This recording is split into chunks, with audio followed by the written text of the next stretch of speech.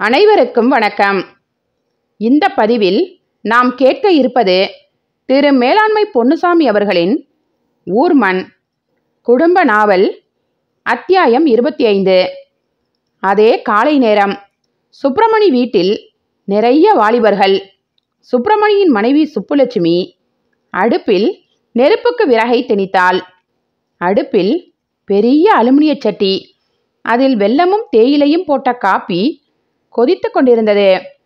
நீ என்கிற இரைச்சல், கொதிநிலைக்கு முந்தைய தண்ணீர், தேயிலையின் சுபாவம் கலையாத நிலை, சூடாகிக் கொண்டிருந்த வெள்ளப்பாகாக நீர். கொதிக்கிற போது தேயிலையின் ஆத்ம சங்கமம்.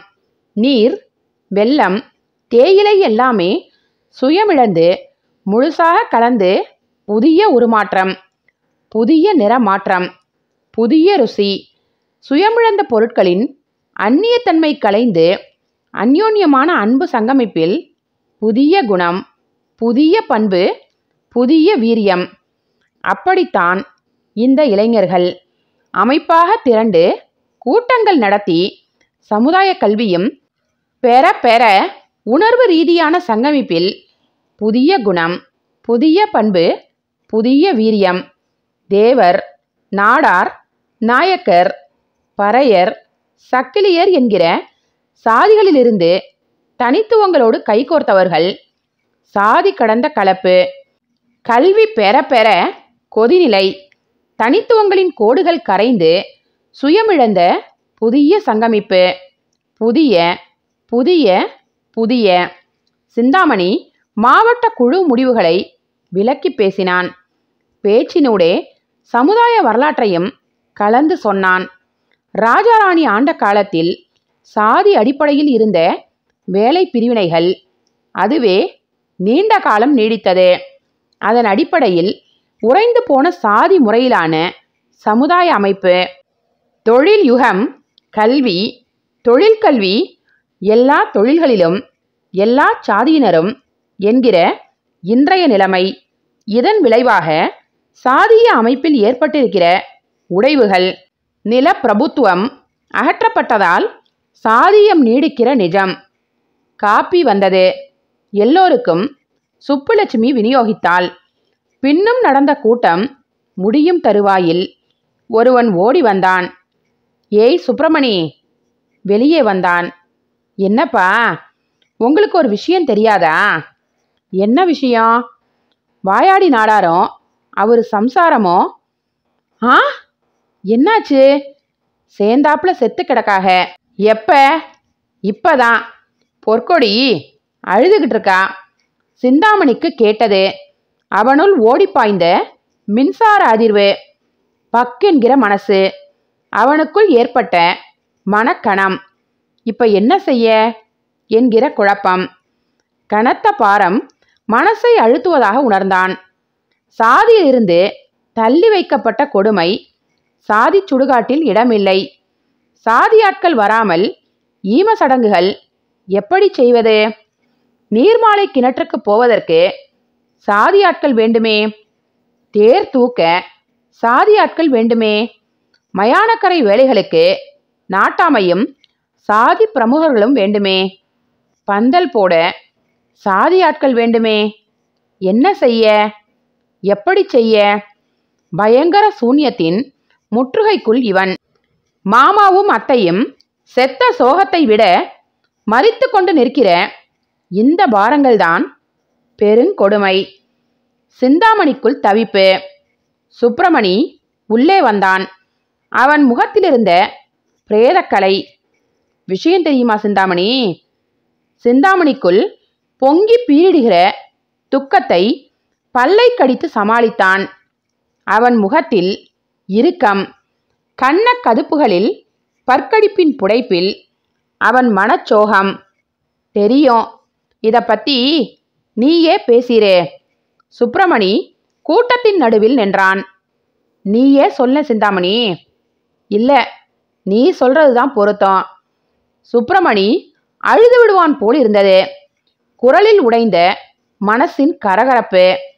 எல்லார் முகங்களிலும் எண்ணெய் கசிவு போன்ற ஒரு நிறம், ஓர் இறுக்கம். சாதிகை இருக்கட்டும், பேதமும் சண்டையும் வேண்டாம். மதம் வேணும்னா இருக்கட்டும், வெறியும் விரோதமும் வேண்டாம். உழைக்கிற ஏழை மனுஷ மக்கள் ஒத்துமையா இருந்தால்தான் நாட்டை காப்பாற்ற முடியும், சமுதாய அமைப்பை மாற்ற முடியும். அதுக்கு மக்கள் ஒற்றுமைங்கிறது ரொம்ப ரொம்ப முக்கியம். இதுதான் நம்ம வாலிபர் சங்கத்தோட கடமை, லட்சியம், நோக்கம், குறிக்கோள். தாழையா நாடாரு தரகர் தான், ஆனா இதே கொள்கையே வாழ்க்கையா வாழ்ந்தவர். மக்கள் ஒற்றுமைக்காக அவர் போராடினாரு. அதனால தான் சாதி புறக்கணிப்புக்கு ஆளாகி இருக்காரு. அவரு அதிசயமான முறையில இறந்திருக்காரு. மனைவியும் கணவனும் சேர்ந்தே இயல்பான கூட்டுச்சாவு நடந்திருக்கு. அது அவங்க அன்புக்கு சாட்சி, மன ஒற்றுமைக்கு அடையாளம். அற்புதமான அன்பு உள்ளமும் மனிதநேயமும் கொண்ட இந்த மனிதரின் இறுதி சடங்குக்கு அவரது ஜாதி சனங்க வரமாட்டாங்க. ஆனா சகோதரத்துவத்தை, சமத்துவத்தை விரும்புகிற ஒவ்வொரு இந்தியனும் இந்தியாவை உருவாக்குற, சமத்துவ இந்தியாவை உருவாக்குற கனவுகளோட இயங்குற இந்திய ஜனநாயக வாலிபர் சங்கம் இந்தியாவின் பிரதிநிதியாக நின்று இந்த ஈம சடங்கு நடத்தட்டும். கல்யாணத்துக்கு பல சாதிக வந்துட்டு மொய் செஞ்சு போவா. ஆனா எழவுக்கு சுயசாதிக மட்டும்தான் வரும். சுயசாதி மட்டும்தான் இறுதி சடங்கு நடத்துவாங்க. எல்லா சாதி சனத்தையும் மனசார நேசித்த தாழையா நாடாரின் இறுதி சடங்கை எல்லா சாதிகளையும் சேர்ந்த நாம செய்யறது தான் ரொம்ப பொருத்தம். நமக்கு நம்ம சாதிக்குள்ள இருந்து வர்ற நிர்பந்தத்துக்கு பணியாம நாம துணிச்சலா நிக்கணும். இத வெற்றிகரமா முடிக்கணும். எல்லாரும் செஞ்சிருவோம் செஞ்சிருவோம் என்று ஏகோபித்து குரல் கொடுக்க கூட்டம் கலைந்து தாழையா நாடார் வீட்டை நோக்கி புறப்பட்டது. பொற்கொடியின் அழுகை சத்தமும் சிந்தாமணியின் அம்மா அழுகை சத்தமும் மட்டுமே கேட்டது. ஓர் இழவு வீட்டுக்குரிய கூட்டு ஒப்பாரியின் சத்த கலவை இல்லை. சிங்கார நாடார் மனைவி மட்டும் வீடு வாசலை துணிமணிகளை ஒதுங்க வைத்துக் கொண்டிருந்தாள். மற்ற நாடார் வீட்டு பெண்கள் வரவில்லை. ஆனால் வேலை ஜோலிகளை பார்க்கிற மன அமைதியிலும் அவர்கள் இல்லை. தெருமுனையில் கூட்டமாக வருத்தமும் சூழ்கொட்டல்களும் முகவாட்டமுமாக நின்றனர்.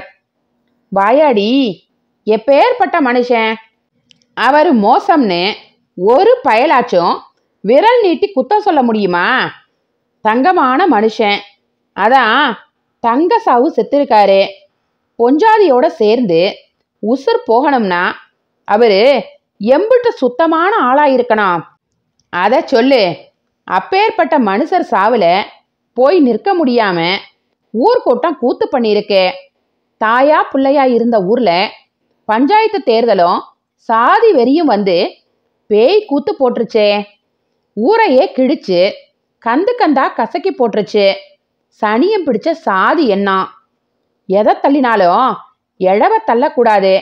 நாம பாட்டுக்கு போய் நின்னா என்ன? நிக்கலாம், தப்பில்ல. நிக்கணும். நிக்காட்டா பாவம். அந்த பாவம் நம்மளை சும்மா விடாது. அப்ப வாங்க போவோம். அது எப்படி? சாதி கட்டுன்னு ஒன்று இருக்கே, சரியோ தப்போ, சாதி கட்டை எப்படி மீற முடியும்?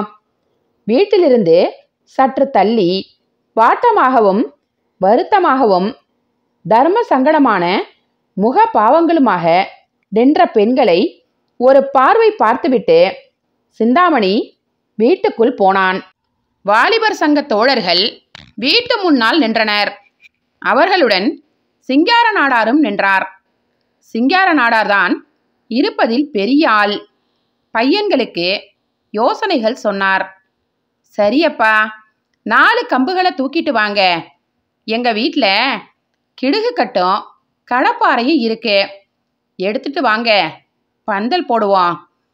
சிந்தாமணி, சுப்பா நாயக்கர் கடையில் போய் வெத்தலைக்கட்டு, பாக்கு, சுண்ணாம்பு பாக்கெட் வாங்கிட்டு வா.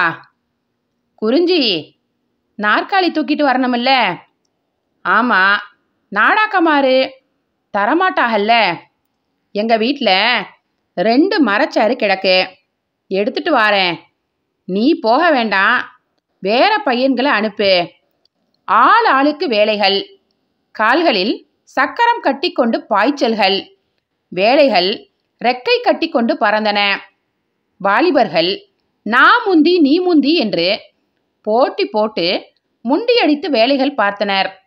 வீட்டு முன்னால் பந்தல் ரெடி. ஏகாலி வந்து கட்ட வேண்டிய வெள்ளை துணியையும் பந்தலின் அடி வயிற்றில் கட்டிவிட்டனர். தள்ளி வைக்கப்பட்ட வீட்டுக்கு நாம போனா நாடாக்கமாரோட கலகம் பண்ண தயார்னு அர்த்தம். வாயாடி நாடாரு நல்ல மனுஷன்தான், நம்ம மேல பாந்தமுள்ள மனுஷன்தான். என்ன செய்ய, ஊர் நிலவரம் சரியில்லையே, யாரும் போக வேண்டாம் என்றார் தேவர் நாட்டாமை. ஆனால் மனம் சகிக்காமல் அதை மீறிக்கொண்டு போகிற தேவர்களை அவர் தடுக்கவில்லை. தடுக்க மனசு துணியவில்லை. நாயக்கமார், பறையர், சக்கிலியர் எல்லாரும் வந்தார்கள். வீட்டு முன்னால் கும்பல் கும்பலாக உட்கார்ந்தனர். இள மதிய வெயில். கூரை நிழல்களில் கிராமத்து உழைப்பாளிகள்.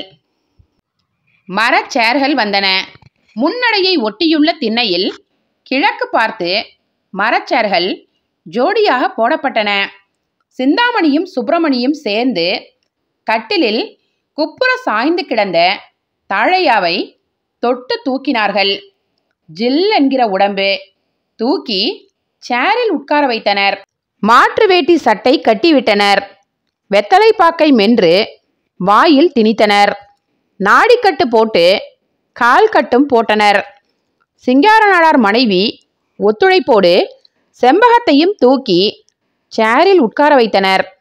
அவள் செம்பகத்துக்கு மாற்று சேலை கட்டிவிட்டாள். தேவமாருக்கு பாத்தியப்பட்ட பூக்காரர் கொண்டு வந்த பூ மாலைகளை போட்டனர். மரக்கால்களில் நிறைதானியம் அள்ளி வைத்து ஊதுபத்தி பொருத்தி வைத்தனர். ஆரம்ப வேலைகள் ஜாம் ஜாம் என்று நடந்து முடிந்தன.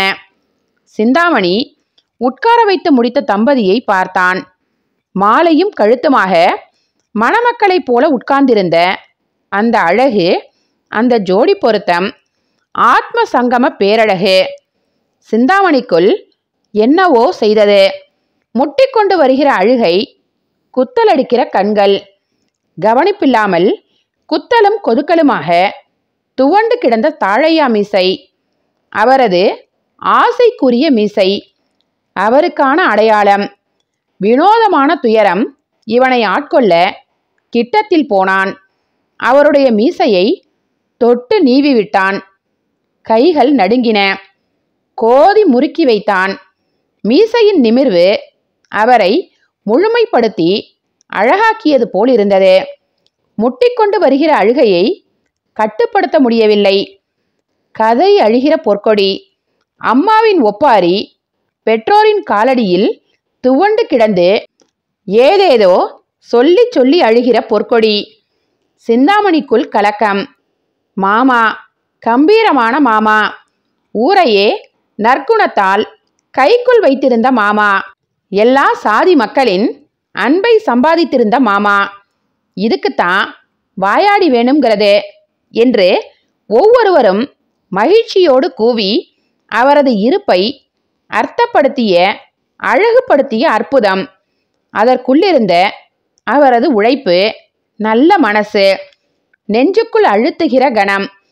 திரண்டு உதிர்ந்த நீர்த்துளியை துடைத்து கொண்டு வெளியே வந்தான். சிங்கார நாடாரை தேடினான். என்னப்பா, அவர் பிள்ளைகளுக்கு தாக்கல் சொல்லிவிடணுமா? இதென்ன இப்படி கேட்குற? கொல்லி வைக்கிற பிள்ளைகளுக்கு தாக்கல் அனுப்பாம எப்படி தூக்கிறது? அவர்கள் நேற்று சொல்லிவிட்டு போன கோப வார்த்தைகளை கூறினான். அவங்க ஏதோ கோபத்தில் குருட்டுத்தனமாக சொல்லிட்டு போயிருப்பாங்க. நாம முறைப்படி தாக்கல் கொடுத்துருவோம்.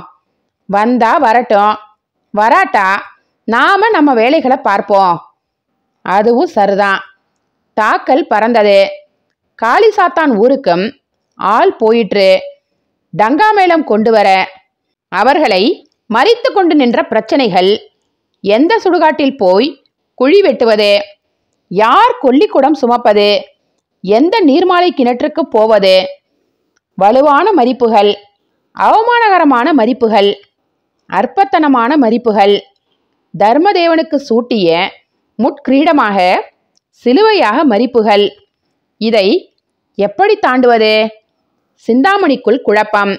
எல்லா சாதிகளையும் சேர்ந்த வாலிப தோழர்கள் கூடி கூடி பேசினார்.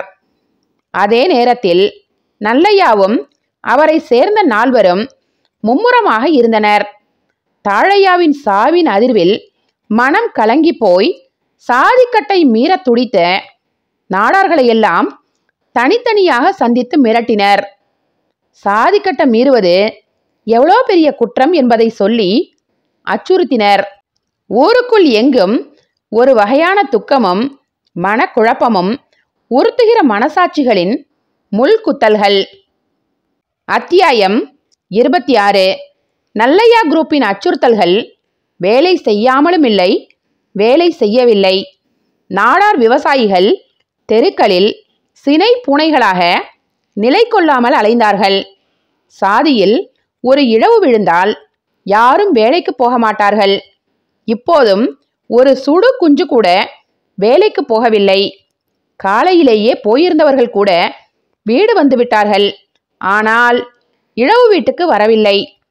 தலைக்கட்டு வரி 2 ரூபாய் தரவில்லை. ஈம சடங்குகளில் கலந்து கொள்ளவில்லை. ஆனால் கலந்து கொள்ளாமல் ஒதுங்கி இருக்கவும் மனம் சம்மதிக்கவில்லை. புழுக்கம், தர்ம சங்கடமான வேதனைகள், இக்கட்டான சூழல், மன நெருக்கடி. கைகளை பிசைந்து கொண்டு முகவாட்டமாய் அவர்கள். இயல்பாகவே ஈர மனசுள்ள கிராம விவசாயிகள், மரணத்திற்கு கலங்குகிற, மனம் பதைக்கிற மனித நேயமுள்ளவர்கள். அத்துடன் எல்லோருமே ஏதோ ஒரு வகையில் தாழையாவின் நல்ல மனசையும் உதவியையும் அனுபவித்தவர்கள். மிளகாய் வத்தல் இப்போ விற்கலாமா, சற்று பொறுத்து விலை சொல்லலாமா என்று பொருத்தமாக யோசனை சொல்பவர். வியாபாரி கூடவே வருவார். ஆனால் சம்சாரிகளுக்கு ஆதரவாகவே நடப்பார். பஞ்சாயத்துகளில் டான் டான் என்று மணி கொண்டு அடித்த மாதிரி பேசி தீராத வழக்குகளையெல்லாம் தீர்த்து வைத்தவர்.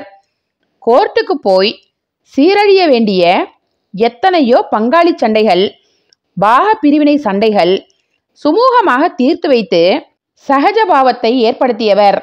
அப்பேற்பட்ட புண்ணியவான் செத்து கிடக்கிற போது அந்த ஈம சடங்கில் கூட கலந்து கொள்ளாமல் எப்படி இருக்க? இந்த பாவத்தை எங்கே கொண்டு போய் கழுவ? ஆனால் குறுக்கே நிற்கிற சாதிக்கட்டு. அதன் முடிவு காணாமற் போன பம்பு செட் மோட்டார்கள் பற்றிய மனக்கொதிப்பு. இந்த குழப்பங்களில் இவர்கள் தடுமாறி தத்தளிக்கிற போது அவர்கள் இதயமே அதிர்கிற மாதிரி டங்காமேள சத்தம். டம் டம் டமார் டமார் டம் டம் என்று அதிர்கிற சத்தம்.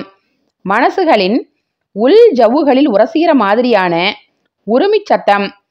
சங்கனின் ஒப்பாரி சத்தம் உணர்வுகளை சுண்டி அதிர வைக்கிறது. மகன்கள் வருகிறார்களா இல்லையா என்று 3 மணி வரை எதிர்பார்ப்பது. அப்புறம் இறுதி சடங்கு வேலைகளை துவக்குவது என்று முடிவு. வாலிபர் சங்க தோழர்களுடன் சேர்ந்து இயங்குகிற 2 பேர், ஒரு நாடார், ஒரு தேவர், தானாக வந்து இவர்களுடன் வேலைகளில் சங்கமித்தனர். துணிச்சலாக தேர் கட்டுகிற வேலைகள் நடந்தன. சற்று பெரிய தேர். 2 பேரையும் ஒரே தேரில் கொண்டு போகிற மாதிரியான ஏற்பாடு.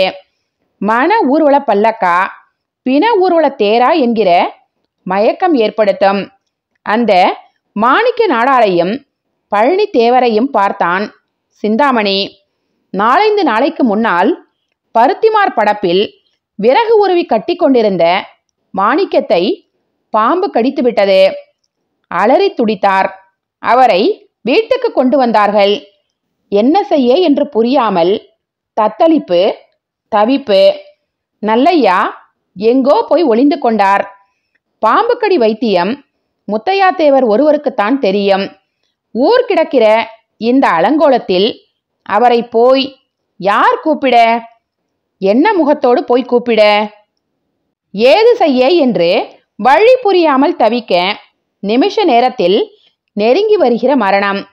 முத்தையா தேவருடன் வந்து சேர்ந்தான் சிந்தாமணி. கூட்டத்தில் ஒரே கசகசப்பு, ஆறுதலான பெருமூச்சுகள். முத்தையா தேவரை போய் சிந்தாமணிதான் கூப்பிட்டான். ஐயையோ, அப்படியா, இந்தா வாரேன் என்று மறுபேச்சு பேசாமல், ஒரு கணம் கூட தயங்காமல் புறப்பட்ட அவரது பண்பில் மலைத்து போனான் சிந்தாமணி. அடக்க முடியாத பிரமிப்பில் திணறிய சிந்தாமணி வாய்விட்டே கேட்டுவிட்டான். எப்படி என்னாச்சி? சொன்ன உடனே கிளம்பிட்டீக? ஊர் நிலவரம், சாதி பகை, இதையெல்லாம் யோசிக்கலையா? முத்தையா தேவர் பெருந்தன்மையாக சிரித்து கொண்டே நடையை துரிதப்படுத்தினார். தம்பி, வைத்திய தர்மமே தனி. அதுக்கு சாதி பார்க்குற, பகை பார்க்குற அற்ப புத்தியெல்லாம் கிடையாது. அதே போல பழனி ஆட்டுக்குட்டிக்கு கொழை ஒடிக்க போன இடத்துல கால் தடுமாறி விழுந்து வலது பாதம் அடித்து வீங்கி விட்டது. இரத்த உறைவா எலும்பு முறிவா என்று தெரியவில்லை. வலி தாழாமல் துடியாய் துடித்தான். கம்படி வாத்தியாருக்குத்தான் வர்மக்கலை தெரியும். நாடார், அவர்தான் அதற்கு வைத்தியம் பார்க்க முடியும். சிந்தாமணிதான் போய் கூப்பிட்டான். அவரும் அப்படித்தான் மறுபேச்சில்லாமல் புறப்பட்டார். அவரும் அப்படியே சொன்னார். எங்க வாத்தியாரு ஆசீர்வாதம் பண்ணி அனுப்புறப்பவே சொன்னார், உன்னை நாளைக்கு வெட்ட போற எதிரி வந்தாலும் கூட அவனுக்கும் மனசு சுத்தமா வைத்தியம் பார்க்கணும். அதுதான் நீ எனக்கு செய்கிற மரியாதைனாரு. அப்பேற்பட்டதுதான் இந்த வைத்திய தர்மம். சிந்தாமணிக்குள் ஓடிய ஒரு கனவு, அடடா, இந்த வைத்திய தர்மமே மானுட தர்மமா, உலக தர்மமா, எல்லா விஷயத்திலையும் ஆகிட்டா எம்புட்டு நல்லா இருக்கும். மதியமாகிவிட்டது. வீட்டுக்கு முன்னால் சிறுவர் சிறுமி பட்டாளத்தின் முற்றுகை. டங்கா மேளமும் உருமியும் அதிர, நாதஸ்வரம் ஊத, பொய்க்கால் குதிரை குறுக்கும் நெடுக்குமாக போய் வட்ட சுற்று சுற்றி ஆட, சங்கன் வேர்க்க விறுவிறுக்க ஒப்பாரி பாட்டு பாடினான். சங்கன் பெண் வேஷம் கட்டியிருந்தான். தெருவின் கீழ்முகப்பில் நாடார் பெண்கள், மேல்முகப்பில் தேவமார் பெண்கள் கிட்ட வரவில்லை. அதேபோல் தூரத்திலே இருந்த தேவமார் கூட்டம், நாடாக்கமார் கூட்டம். மதியம் 3 ஆகிவிட்டது. 3 மணி பஸ்ஸும் வந்து போயிற்று. மகன்கள் வரவில்லை. சாதியிலிருந்து ஒதுக்கப்பட்ட நிலைமையின் பயங்கரத்தின் குரூரத்தை சந்திக்க தயங்கிவிட்டார்கள் போலும். புதிய இந்தியாவை படைக்க இருக்கும் வலிமையுடன் இந்திய ஜனநாயக வாலிபர் சங்கம் திகழ்வதும், அதன் கடமையாக இந்த ஈமச்சடங்கை எடுத்துக்கொண்டதும் அவர்களுக்கு தெரியவில்லை. சரி, காரியங்க நடக்கட்டும் என்றார் சிங்கார நாடார். கொல்லிக்குளத்தை மாணிக்கம் உடைப்பது என்றும் துணிகரமான முடிவெடுத்தனர். குழிகள் எங்கே வெட்டுவது என்று ஒரு பிரச்சனை. சுப்பிரமணியே நல்லையாவை சந்தித்து கேட்டான்.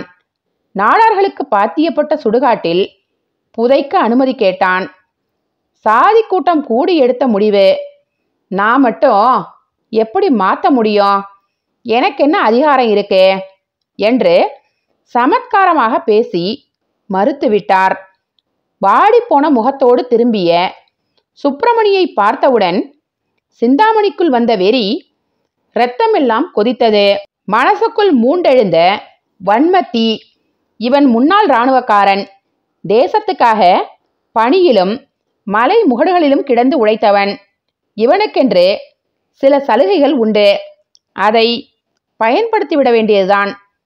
முன்னாள் இராணுவத்தினர் சங்கத்திற்கு ஒரு தந்தி கொடுக்க வேண்டும். அதே போல கலெக்டர், தாசில்தார், எஸ்பி, காவல் நிலையம் எல்லோருக்கும் தந்திகளை அனுப்பிவிட்டு இவனே தலைமை தாங்கி சுடுகாட்டுக்குள் நுழைய வேண்டியதுதான். அத்துமீறலாக கூடை மண்வெட்டிகளோடு நுழைய வேண்டியதுதான். எது நடந்தாலும் சரி, பார்த்து விடுவோம்.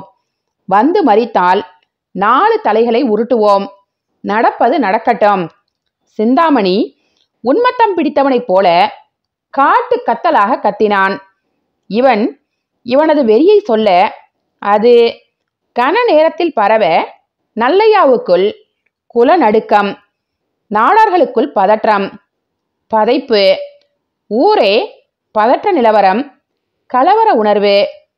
தந்தி கொடுப்பது என்றவுடன் சிந்தாமணி வீட்டுக்குள் நுழைந்தான்.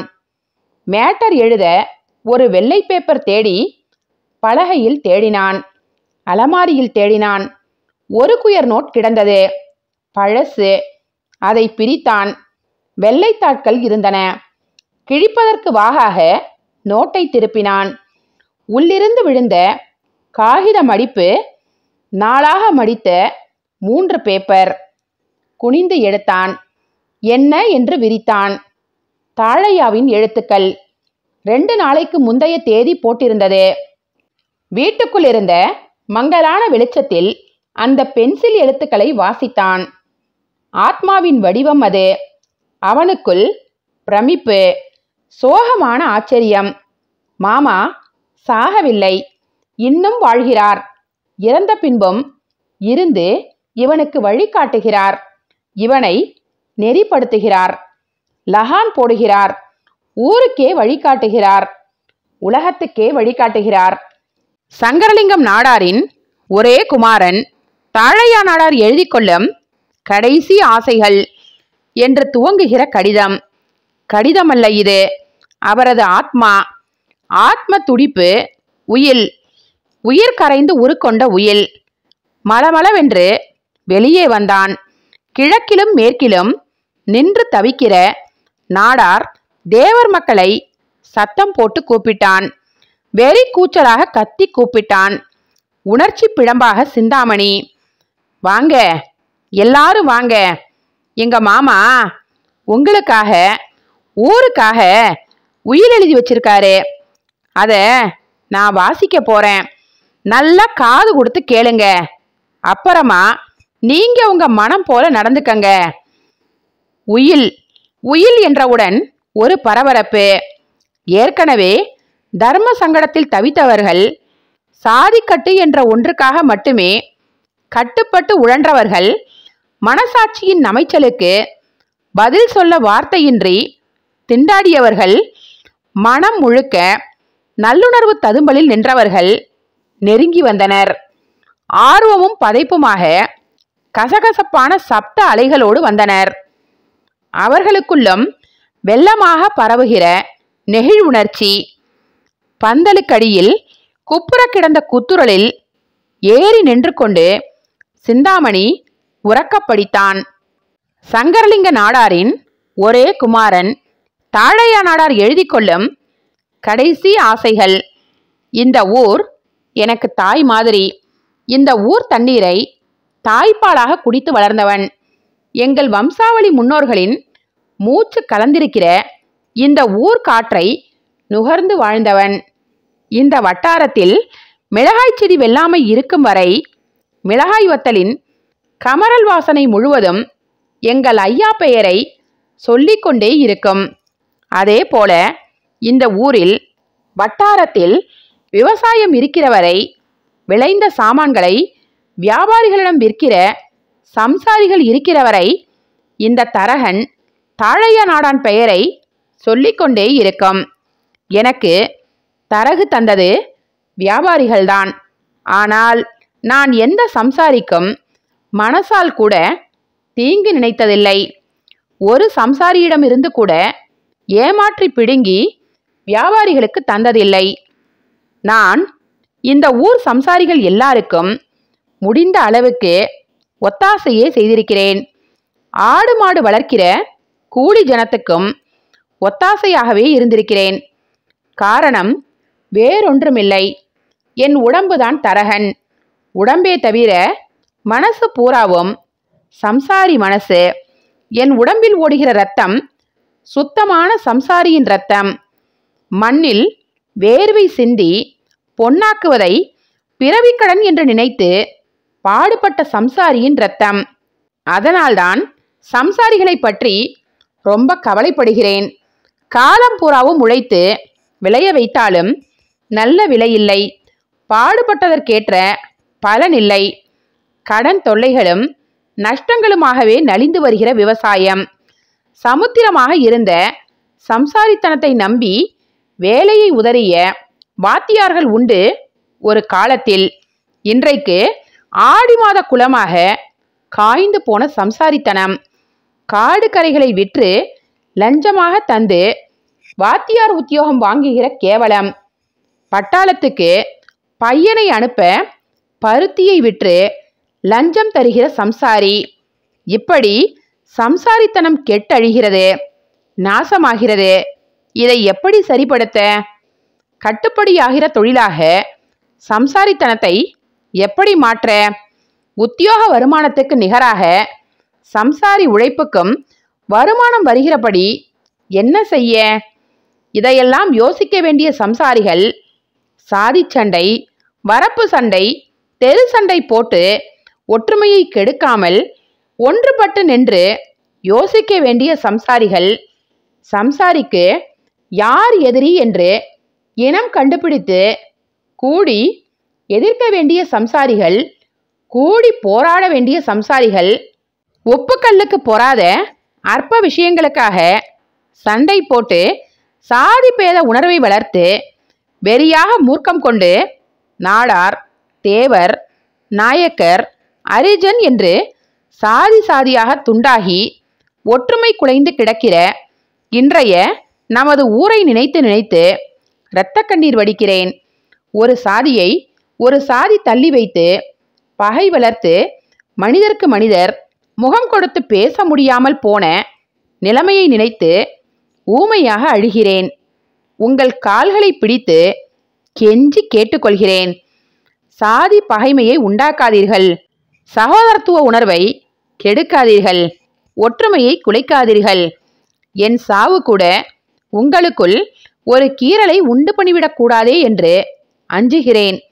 நாடார் சுடுகாட்டில் எங்களை புதைப்பதற்காக ஒரு சண்டை போட்டுவிட வேண்டாம், ஒரு தகராறு வந்துவிட வேண்டாம்.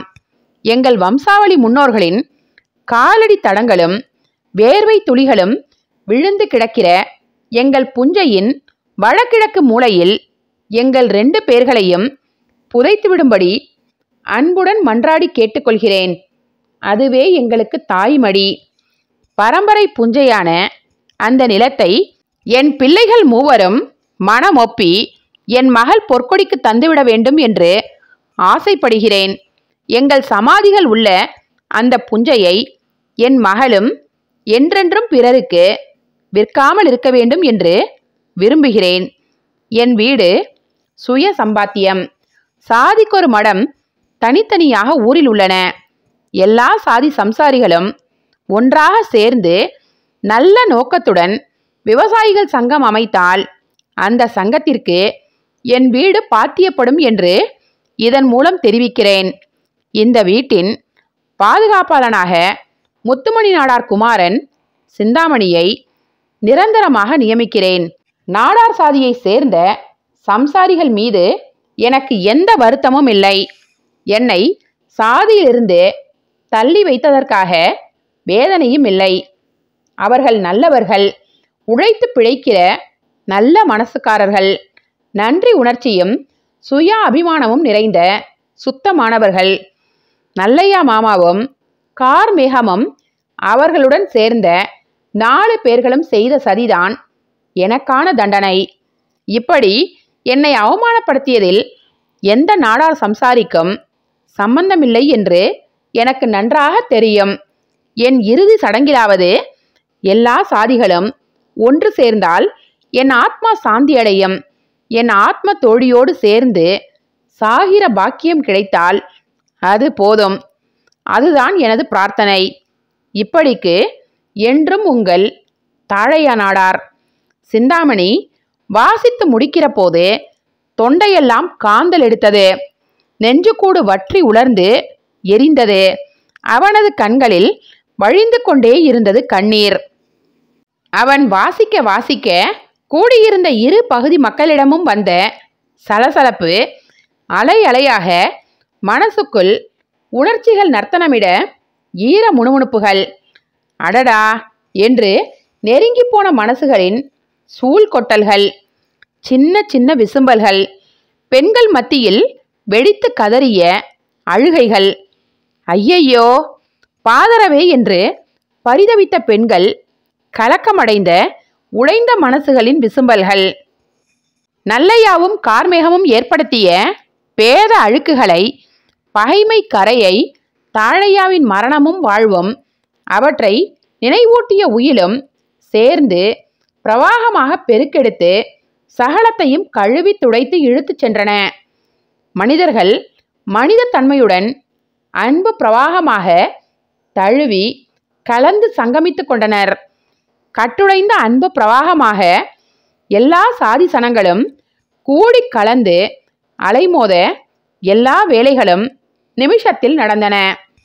சாயங்காலம் 5 மணிக்கு தேரை தூக்கினார்கள். மணமக்களைப் போல அலங்கரிக்கப்பட்டு தாழையாவும் செம்பகமும் தாய்மடியான புஞ்சையை நோக்கி புறப்பட்ட இறுதி ஊர்வலம். சகலவித கோலாகலத்தோடு ஜாம் ஜாம் என்று முன்னேறிய ஊர்வலம். சுடுகாட்டுக்கு போகிற பழைய பாதையல்ல, புதிய பாதையில் ஊர்வலம். புஞ்சையை நோக்கி. வழக்கமான இறுதி ஊர்வலங்களில் ஒரு சாதி சனம் மட்டுமே பின்தொடரும். இந்த ஊர்வலத்தில் சகல சாதி சனங்களும் கூடி கலந்து சமுத்திரமாக அலைமோத வருங்கால இந்தியாவின் அடையாளமாக சாதியிலிருந்து தள்ளி வைக்கப்பட்ட தாழையாவின் இறுதி ஊர்வலம் சகல சாதி மக்களின் உணர்ச்சிமயமான மரியாதையோடு முன்னேறியது. காலம் தாழையா பெயரை தன் நெஞ்சில் பொறித்து கொள்ளும். இத்துடன் இந்த நாவல் முடிவடைந்தது. நன்றி, வணக்கம்.